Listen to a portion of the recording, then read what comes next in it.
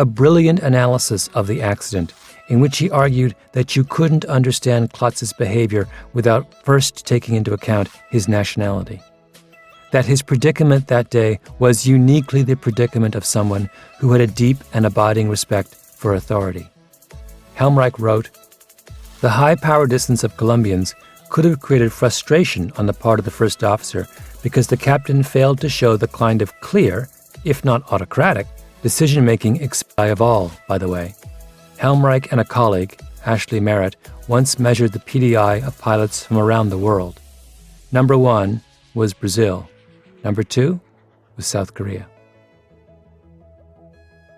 The National Transportation Safety Board, the U.S. agency responsible for investigating plane crashes, is headquartered in a squat 70s-era office building on the banks of the Potomac River in Washington, D.C. Off the agency's storm cells are all around them, and what the captain seems to be doing is assuming that at some point he's going to break out of the clouds and see the airport. And if he doesn't see it by 560 feet, he'll just go around. Now, that would work, except for one thing. The VOR on which he's basing his strategy is not at the airport. It's 2.5 miles away on Nimitz Hill. There are a number of airports in the world where this is true. Sometimes you can follow the VOR down, might have said, respectfully. The Korean language has no less than 6 different levels of conversational address, depending on the relationship between the addressee and the addressor. Formal deference, informal deference, blunt, familiar, intimate, and plain. The first officer would not have dared to use one of the more intimate or familiar forms when he addressed the captain.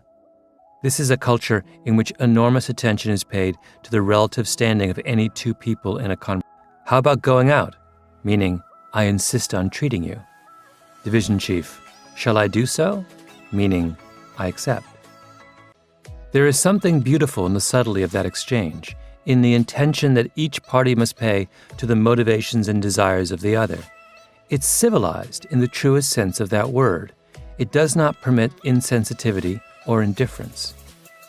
But high-power distance communication only works when the listener is capable of playing an indelible part of how we are.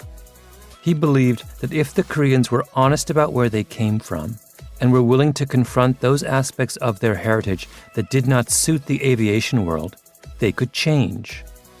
He offered his pilots what everyone from hockey players to software tycoons to takeover lawyers has been offered on the way to success, which is an opportunity to transform their relationship to their work.